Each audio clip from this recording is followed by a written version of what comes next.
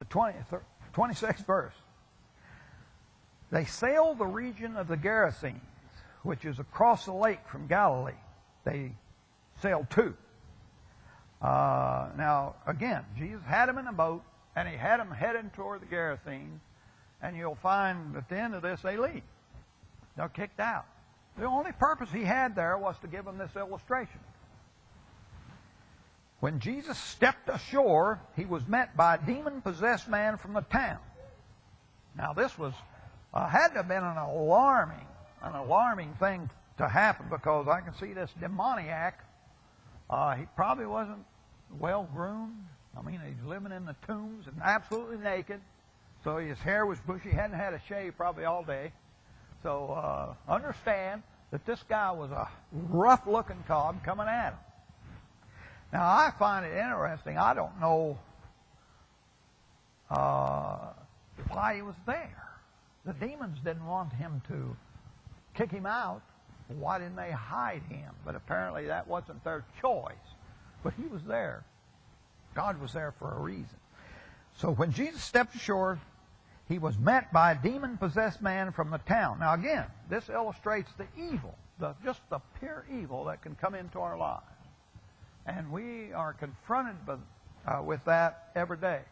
Now the tornado yesterday was not evil. It was a natural thing. It's bad. It was a major tribulation, certainly to those families that lost loved ones, but also to those who had to live through it and had the fear and so forth. That was a major tribulation, no doubt about it.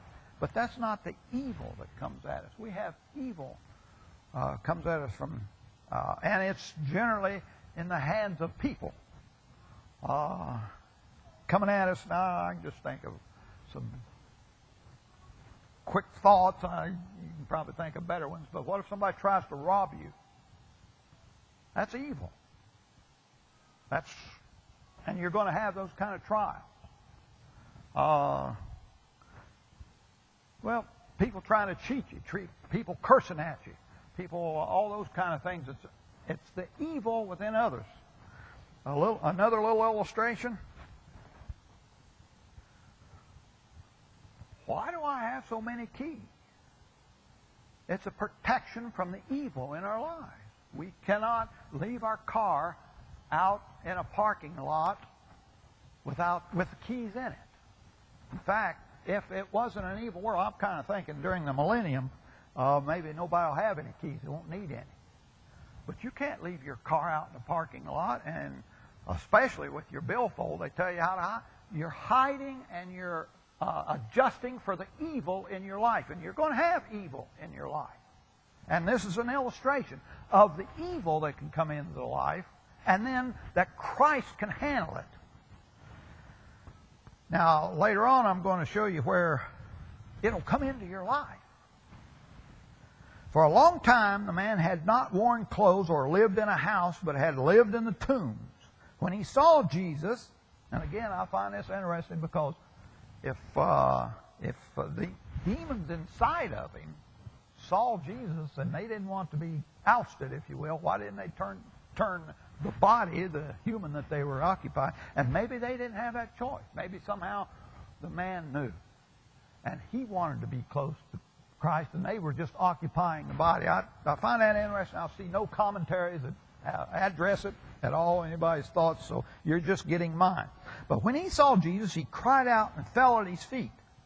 Now, what did he cry out? He was shouting at the top of his voice, "What do you want with me, Jesus, Son of the Most High God?" Now, this is the demon speaking, not the man. And the words he uses indicates that he is a Gentile. He's not Jewish. The fact that we're going to run into some pigs in a few minutes kind of indicates you're in a Gentile area, not in the Jewish. In fact, it was across the lake from the main Jewish settlements and so forth. But what do you want with me, Jesus, Son of the Most High? Those demons knew who he was. And they were using Gentile language, if you will, because that was a common reference to the Israelite God, Son of the Most High, or just call him the Most High God. And the demons are recognizing him as the Son of God. I beg you, don't torture me. Now again, he's already said, for Jesus had commanded the evil spirit to come out of the man. Very interesting. Many times it had seized him. Now this is the demons, speaking in the singular here, but the earlier and later it talks in plural. But many times it had seized him, and though he was chained hand and foot and kept under guard, he had broken his chains and had been driven by the demon into solitary places. Let me just give you a quick attempt at picturing what the community was going through. This wild man was out in their cemetery, and he was wild, and they tried to control him, and apparently they had a reason to want to control him. He wasn't I was going to say like a Fuller Brush salesman. He just didn't want him around. He was a problem. They were suffering because of the evil. And understand that. This whole community was suffering. They had tried to chain him. Can you imagine if hearing somebody that can, that once, I don't know how they got him chained in the first place, but he could break chains. Now, it wasn't like the one I put around my dog now that's welded. I doubt if they had that ability then, apparently, but he could break metal chains. And had driven by the demon into solitary places. He was hiding, and the man was driven by them into solitary places. So Jesus asked him. Now they're begging him not to torture him. Jesus asked him, "What is your name?" "Legion," he replied, because many demons had gone into him. Now a legion was a Roman military unit of 6,000 if it was fully staffed.